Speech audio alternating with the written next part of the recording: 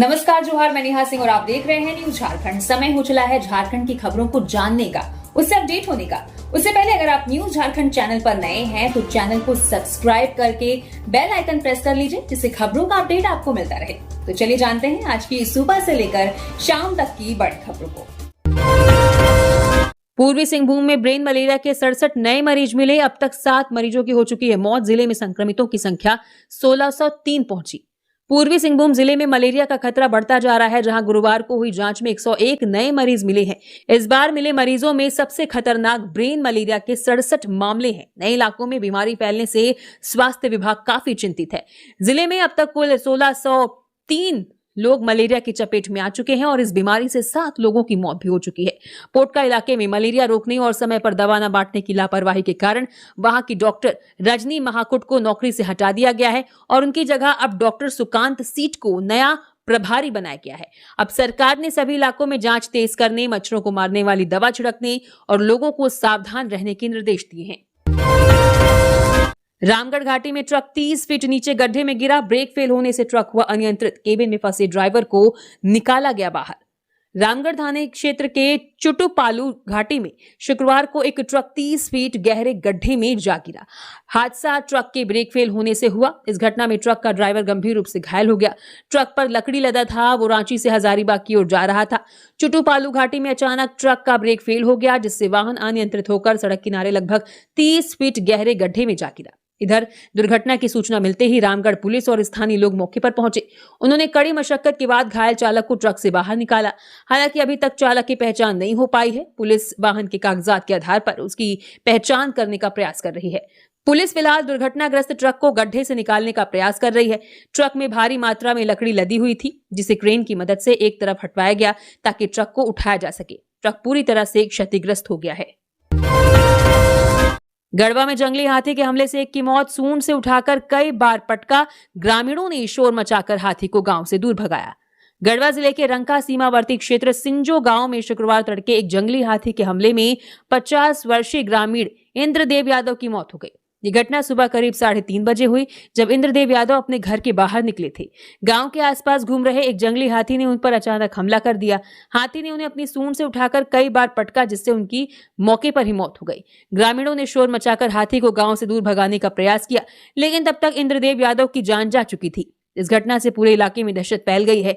घटना की सूचना मिलने पर वन विभाग ने मृतक के आश्रितों को 1 लाख रुपए की अनुग्रह सहायता राशि उपलब्ध कराई। रेंजर और वनपाल रंका थाना पुलिस के साथ घटनास्थल पर पहुंचे। उन्होंने घटनास्थल का निरीक्षण किया और शव को पोस्टमार्टम के लिए भेजा। वन विभाग ने हाथियों की गतिविधियों के बारे में भी जानकारी जुटाई है।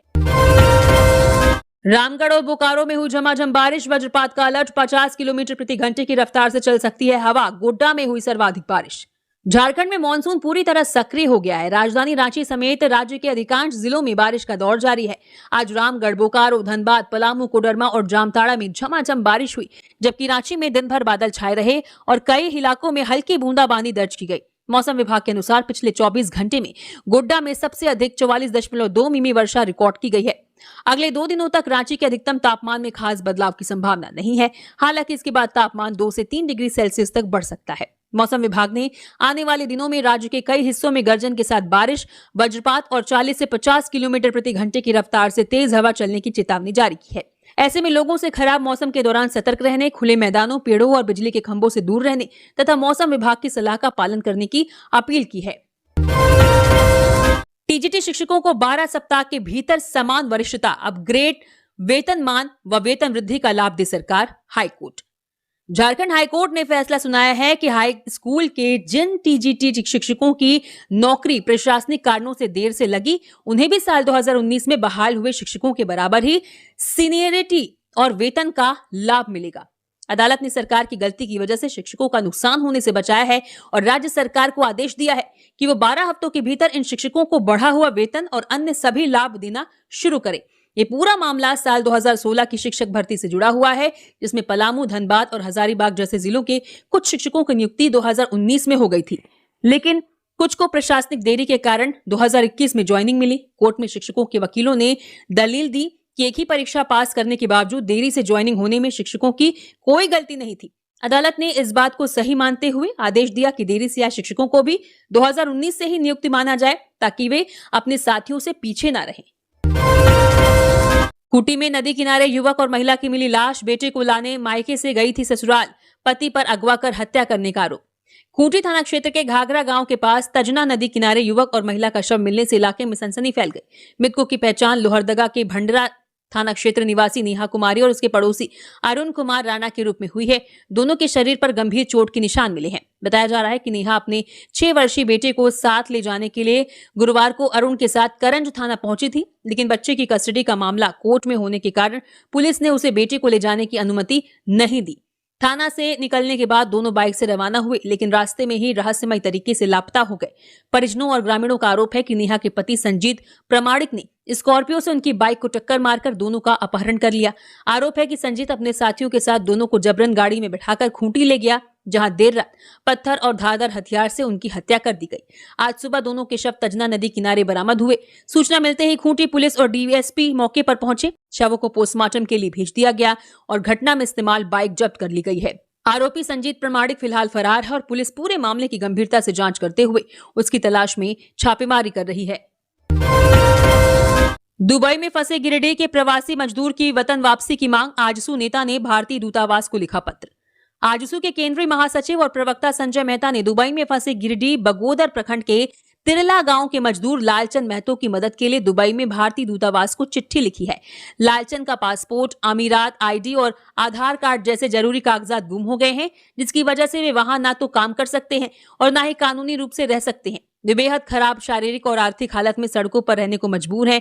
संजय मेहता ने दूतावास से गुहार लगाई है कि मानवीय आधार पर जल्द से जल्द इमरजेंसी पासपोर्ट जारी कर उनकी सुरक्षित वतन वापसी कराई जाए। ये मामला आज शुक्रवार को सामने आया है, जिसके बाद उनके परिवार की खराब स्थिति को देखते हुए इस पर प्राथमिकता के साथ तुरंत कार्रवाई करने की अपील की गई है, ताकि लालचंद को जल्द से जल्द भारत वापस लाया जा सके। गम्हरिया खाद्य गोदाम में रखे खराब हो गई पीडीएस की दाल, गरीबों के राशन पर संकट गहराया। सरायकेला जिले के गम्हरिया स्थित खाद्य एवं आपूर्ति विभाग के गोदाम में सार्वजनिक वितरण प्रणाली के तहत गरीब परिवारों में वितरण के लिए रखी गई दाल खराब हो गई है।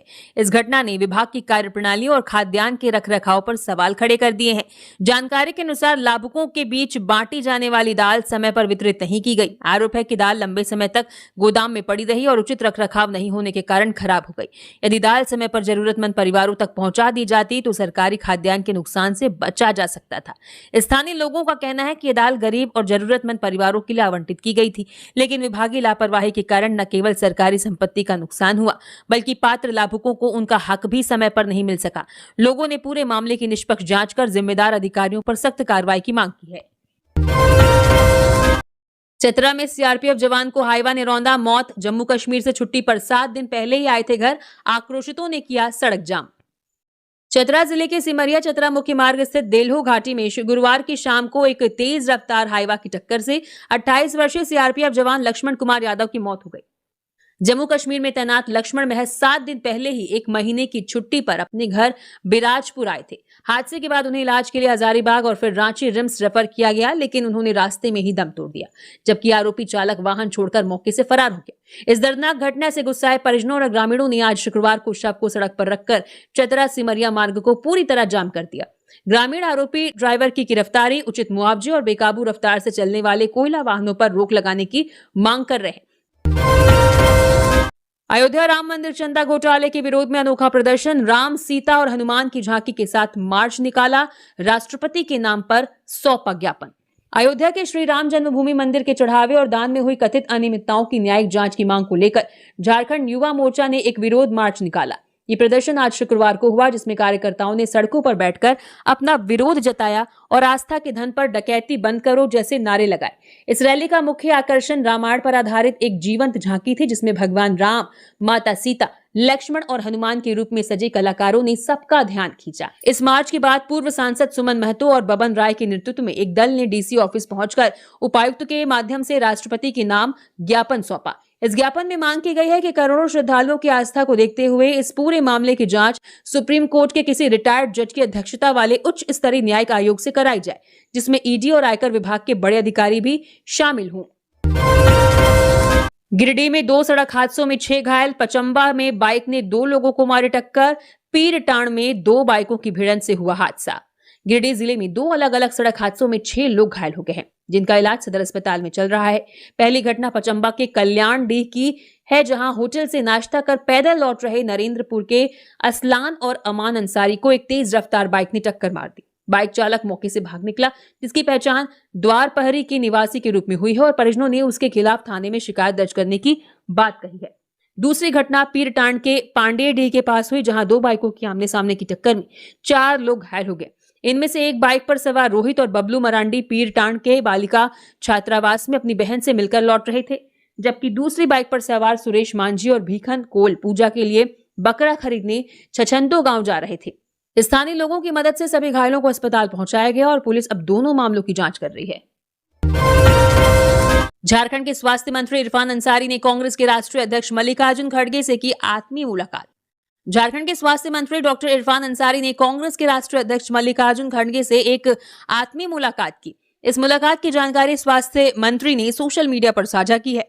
मुलाकात के दौरान कांग्रेस अध्यक्ष से क्या बातचीत हुई, इरफान अंसारी ने यह भी बताया। उन्होंने कहा कि मेरे कार्यों की सराहना करते हुए उन्होंने कहा कि जनता की सेवा इसे समर्पण के साथ जारी रखें और मुख्यमंत्री हेमंत सोरेन के नेतृत्व में मिलकर झारखंड के विकास की नई इबारत लिखी। मैंने उन्हें एशिया के सबसे बड़े रिम्स 2 अस्पताल के निर्माण सहित स्वास्थ्य क्षेत्र में हो रहे ऐतिहासिक बदलावों की जानकारी दी। ये परियोजना झारखंड सरकार की दूरदर्शी सोच की एक लंबी लकीर खींचेगी, जिससे राज्य की जनता को विश्व स्तरीय उपचार अपने ही प्रदेश में मिलेगा और बेहतर इलाज के लिए दूसरे राज्यों पर निर्भर नहीं रहना पड़ेगा। खड़गे का आशीर्वाद और मार्गदर्शन मेरे लिए प्रेरणा का स्रोत है, जो जनसेवा के इस संकल्प को और मजबूत करता है। रांची के धुरवा थाना क्षेत्र में मालवाहक वाहन में लगी अचानक आग, स्थानीय लोग कर रहे आग पर काबू पाने का प्रयास। राजधानी रांची के धुरवा थाना क्षेत्र में एक गाड़ी में अचानक आग लग गई। धुरवा थाना क्षेत्र के सीटीओ रिंग रोड टंग टांग टोली के पास एक मालवाहक वाहन में आग लगी है। आग लगने के बाद स्थानीय लोगों की मदद से आग पर काबू पाने का प्रयास किया जा रहा है। आग लगने की वजह से आसपास में अफरा तफरी मच गई। सरायकेला में रथ यात्रा की तैयारियों का एसपी ने लिया जायजा, विधि व्यवस्था की हासिल की जानकारी। सरायकेला के पुलिस अधीक्षक एसपी मनोज स्वर्गियारी ने अधिकारियों के साथ पैदल घूमकर रथ यात्रा और मेला क्षेत्र का जायजा लिया। उन्होंने रथ यात्रा के रास्ते मेला मैदान और भीड़भाड़ वाली जगहों को देखा, ताकि सुरक्षा में कोई कमी न रहे। एसपी ने श्रद्धालुओं की सुरक्षा, गाड़ियों की पार्किंग, ट्रैफिक और सीसीटीवी कैमरों की व्यवस्था की जानकारी ली। उन्होंने कहा कि इस बड़े त्योहार को शांति और सुरक्षा के साथ पूरा कराना प्रशासन की सबसे पहली जिम्मेदारी है। इस दौरान श्री जगन्नाथ सेवा समिति के अध्यक्ष लीपू महांती और मेला समिति के अध्यक्ष मनोज चौधरी ने एसपी को मेले के आयोजन की पूरी जानकारी दी। पलामू के चियांकी में भूमि अधिग्रहण के दौरान प्रशासन और ग्रामीणों में हिंसक झड़प मामले में 25 नामजद सहित 125 पर प्राथमिकी दर्ज। मेदिनीनगर के चियांकी गांव में 4 लेन राष्ट्रीय राजमार्ग के जमीन अधिग्रहण के दौरान प्रशासन और ग्रामीणों के बीच हिंसक झड़प हुई है। जबरन जमीन लेने का आरोप लगाते हुए ग्रामीणों ने प्रशासनिक टीम का विरोध किया, जिसने बाद में उग्र रूप ले लिया। इस टकराव में दोनों पक्षों के बीच धक्का मुक्की और पथराव हुआ, जिसमें एक जैप जवान और एक महिला पुलिसकर्मी सहित 3 सुरक्षाकर्मी गंभीर रूप से घायल हो गए। इस दौरान सरकारी गाड़ियों और मोबाइल फोन को भी नुकसान पहुंचाया गया, जिसके बाद पुलिस ने सदर अंचल अधिकारी के आवेदन पर 25 नामजद और 100 अज्ञात लोगों के खिलाफ एफआईआर दर्ज की है। दूसरी ओर ग्रामीणों का आरोप है कि पुलिस ने उन पर जबरन लाठीचार्ज किया, जिसमें 3 ग्रामीण घायल हो गए और उन्हें इलाज के लिए एमएमसीएच अस्पताल में भर्ती कराया गया है। इलाके में तनाव को देखते हुए सदर एसडीएम संजय पांडे ने पहले ही 9 और 10 जुलाई के लिए चियांकी क्षेत्र में बीएनएसएस की धारा 163 लागू कर दी है। इलाके में तनाव को देखते हुए सदर एसडीएम संजय पांडे ने पहले ही 9 और 10 जुलाई के लिए चियांकी क्षेत्र में बीएनएसएस की धारा 163 लागू कर दी थी। फिलहाल भारी पुलिस बल की तैनाती के कड़े सुरक्षा घेरे के बीच जमीन अधिग्रहण का काम दोबारा शांतिपूर्ण ढंग से शुरू कर दिया गया है। लातेहार में ओझागुड़ी के शक में वृद्ध की हत्या के बाद घटनास्थल पर ही बैठी रही आरोपी महिला। लातेहार जिले के बालूमाथ थाना अंतर्गत गुरतुर गांव में आज एक सनसनीखेज हत्या की घटना घटी है, जहां 65 वर्षीय वृद्ध केशव राम की हत्या एक महिला ने ओझागुड़ी के शक में कर दी। घटना के बाद आरोपी महिला घटनास्थल पर ही बैठी रही। जानकारी मिलने के बाद पुलिस की टीम घटनास्थल पर पहुंची और आरोपी महिला को हिरासत में लेकर मामले की छानबीन कर रही है। केशव राम शुक्रवार को अपने घर के पास बैठा हुआ था। इसी दौरान महिला सुनीता कुमारी वहां पहुंची और दोनों में विवाद होने लगा। इसके बाद सुनीता कुमारी ने टांगी लेकर दौड़ते हुए केशव राम पर हमला कर दिया। आसपास के लोग जब तक कुछ समझ पाते तब तक महिला ने बुजुर्ग पर कई हमले कर दिए, जिससे केशव राम की घटनास्थल पर ही मौत हो गई। घटना के बाद आरोपी महिला घटनास्थल से भागने के बदले वहीं पर बैठी रही। इधर घटना की जानकारी होने के बाद मृतक के पुत्र ने मामले की जानकारी पुलिस को दी। मृतक केशव राम के पुत्र संजय राम ने आरोप लगाया है कि उसके पिता की हत्या जब महिला द्वारा टांगी से मारकर की जा रही थी तो कई लोग वहां सिर्फ तमाशा देख रहे थे। अगर स्थानीय लोग कुछ बचाव करते तो उसके पिता की हत्या नहीं होती। रांची में 650 करोड़ का खेल गांव, सालाना 15 करोड़ खर्च के बाद स्टेडियम के बाहर तालाब, इंडोर की छत से झरना। रांची का होटवार खेल गांव रखरखाव की कमी के कारण पूरी तरह बर्बाद हो रहा है। करीब 650 करोड़ रुपए की लागत से बने इस खेल परिसर को संभालने के लिए सरकार और सीसीएल हर साल 15 करोड़ रुपए से ज्यादा खर्च करते हैं। फिर भी बारिश के कारण स्टेडियम के बाहर भारी पानी जमा हो गया है और इंडोर स्टेडियम की छत से पानी टपक रहा है। लगातार पानी भरने से खिलाड़ियों को डर है कि यहाँ के महंगे ट्रैक और वुडन कोर्ट हमेशा के लिए खराब हो जाएंगे। हाल ही में मुख्यमंत्री हेमंत सोरेन ने भी यहाँ का दौरा कर अधिकारियों को कड़ी फटकार लगाई थी, लेकिन इसके बाद भी हालात में कोई सुधार नहीं हुआ है। सोशल मीडिया में लगातार खबरें आने के बावजूद कोई पक्का समाधान नहीं निकाला जा रहा है। अगर करोड़ों रुपए खर्च होने के बाद भी खेल गांव की दुर्दशा है तो इसके जिम्मेदार अधिकारियों पर कड़ी कार्रवाई होनी चाहिए ताकि झारखंड की इस सबसे बड़ी खेल संपत्ति को नष्ट होने से बचाया जा सके। जामताड़ा में बदहाल सड़क बनी मुसीबत, बारिश के बाद कीचड़ और गड्ढों से बढ़ा हादसों का खतरा। जामताड़ा के फतेहपुर में पवन मोड़ से लकड़तांगा जाने वाली मुख्य सड़क बारिश की वजह से पूरी तरह कीचड़ और तालाब में बदल गई है। आजादी के बाद से आज तक की सड़क पक्की नहीं हो पाई, जिससे इसमें बड़े बड़े गड्ढे हो गए हैं। इस वजह से गाड़ियों और ई रिक्शा का चलना खतरनाक हो गया है, जिससे लोग चोटिल होने से बाल बाल बच रहे हैं। इस खराब रास्ते के कारण तलपोखरिया स्कूल के बच्चों को भारी परेशानी हो रही है और गांव में समय पर एम्बुलेंस भी नहीं पहुंच पाती है। ग्रामीणों का कहना है कि नेताओं और अफसरों से कई बार शिकायत के बाद भी सिर्फ आश्वासन मिलता है। बीते 2 जून को जिले के उपायुक्त को लिखित अर्जी देकर सड़क पर गिट्टी का चूरा डलवाने की मांग की गई थी, लेकिन 1 महीना बीतने के बाद भी प्रशासन ने कोई कदम नहीं उठाया है। गुस्से में आए ग्रामीणों ने प्रशासन को चेतावनी दी है कि किसी बड़े हादसे से पहले सड़क की तुरंत मरम्मत की जाए और इसे जल्द से जल्द पक्का बनाया जाए। ट्रक की टक्कर के बाद कार बनी आग का गोला, रांची के आयुष्मान समेत 4 युवक जिंदा जले। बिहार के बोधगया में एक भीषण सड़क हादसे में 3 दोस्तों की जिंदा जलकर मौत हो गई और एक गंभीर रूप से घायल हो गया। ये दुर्घटना तब हुई जब गलत दिशा से आ रहे एक खाद लदे ट्रक ने तेज रफ्तार कार को सीधी टक्कर मार दी। टक्कर लगते ही ट्रक का डीजल टैंक फट गया और कार में भयानक आग लग गई। कार में सवार रांची के आयुष्मान कुमार समेत 3 लोगों की मौके पर ही मौत हो गई, जबकि गंभीर रूप से झुलसे ऋषभ कुमार को इलाज के लिए पटना भेजा गया है। हादसे के शिकार हुए युवक अपने रिश्तेदार के घर जा रहे थे। घटना के बाद ट्रक का ड्राइवर और खलासी मौके से भाग निकले। पुलिस और फायर ब्रिगेड की टीम ने मौके पर पहुंचकर आग बुझाने और घायल युवक को अस्पताल पहुंचाया। फिलहाल पुलिस ने तीनों शवों को पोस्टमार्टम के लिए भेज दिया है। बाकी 2 मृतकों की पहचान की जा रही है और फरार ट्रक ड्राइवर की तलाश जारी है। पुणे से लापता हुआ गिरिडीह का प्रवासी मजदूर, बेटे की तलाश में परिजनों की सरकार से गुहार। गिरिडीह जिले के डुमरी थाना क्षेत्र अंतर्गत कुलगो निवासी गिरधारी सिंह के 20 वर्षीय पुत्र कृष्णा सिंह उर्फ बंटी, जो 29 मार्च को पुणे काठवाड़ी में बन रहे रिंग रोड में अपने चाचा मेघवाल सिंह के साथ काम करने के लिए गए थे। वो आरवीआर कंपनी में कार्यरत था। बंटी बीते 6 जुलाई से पुणे स्टेशन से लापता है। उन्होंने फोन पर परिवार वालों को बताया था कि मैं घर आ रहा हूं। उसके बाद से उसका मोबाइल बंद आ रहा है, जिससे परिवार के लोगों को शक हो रहा है कि कृष्णा सिंह के साथ कोई अप्रिय घटना हुई है और उन्हें किसी अनहोनी की आशंका सता रही है। इस चिंता के बीच परिवार के सामने आजीविका चलाना भी मुश्किल हो गया है। बंटी के माता पिता हर पल उनके सकुशल लौटने की राह देख रहे हैं। अपने बेटे की खोजबीन के लिए सरकार से गुहार लगा रहे हैं। वहीं इस कुछ सूचना मिलने पर प्रवासी मजदूर के हितार्थ में काम करने वाले सिकंदर अली लापता युवक के घर पहुंचे और परिजनों को मदद का भरोसा दिलाया। उन्होंने झारखंड सरकार से जल्द खोजबीन करने की मांग की है। मौके पर उन्होंने कहा है कि इस क्षेत्र का मुख्य मुद्दा पलायन और प्रवासी मजदूरों की समस्या का सिलसिला रुकने का नाम नहीं ले रहा है। ऐसे में सवाल उठता है कि आखिर कब तक झारखंड के युवा रोजगार के लिए दूसरे प्रदेशों में जाते रहेंगे। सरकार को चाहिए कि राज्य में ही रोजगार की ठोस व्यवस्था करे ताकि मजदूरों को रोजगार के लिए पलायन नहीं करना पड़े। रिम्स में आयुष्मान योजना को ऑनलाइन बनाने पर जोर, समय पर काम पूरा करने के निर्देश। रांची के राजेंद्र आयुर्विज्ञान संस्थान रिम्स में आयुष्मान भारत योजना के बेहतर और समयबद्ध संचालन को लेकर समीक्षा बैठक हुई, जिसकी अध्यक्षता निदेशक ने की। बैठक में चिकित्सा अधीक्षक, आयुष्मान भारत के नोडल पदाधिकारी, विभिन्न विभागों के विभागाध्यक्ष और अन्य अधिकारी शामिल हुए। बैठक में CDAC की ओर से विकसित हॉस्पिटल इंफॉर्मेशन मैनेजमेंट सिस्टम से जुड़े सभी लंबित काम तय समय के भीतर पूरे करने का निर्देश दिया गया।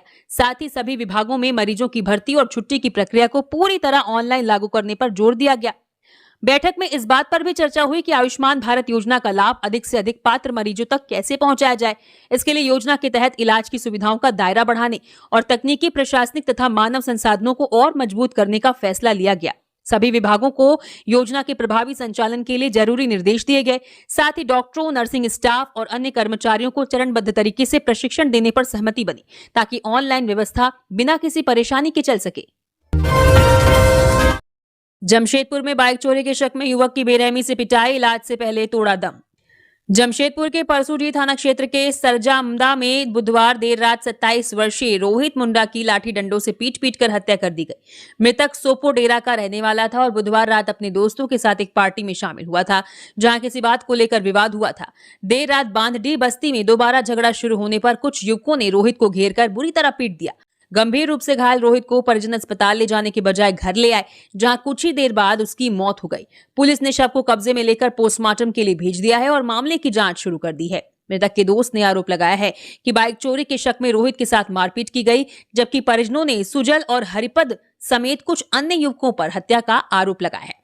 पुलिस ने कुछ संदिग्धों को हिरासत में लेकर पूछताछ शुरू कर दी है और उनका कहना है कि घायल युवक को समय पर अस्पताल न ले जाने के पहलू सहित सभी कोणों से जांच कर जल्द ही आरोपियों का खुलासा किया जाएगा। चाईबासा में ब्राउन शुगर तस्करी के बड़े सिंडिकेट का भंडाफोड़, अलग अलग छापेमारी में 6 तस्कर गिरफ्तार।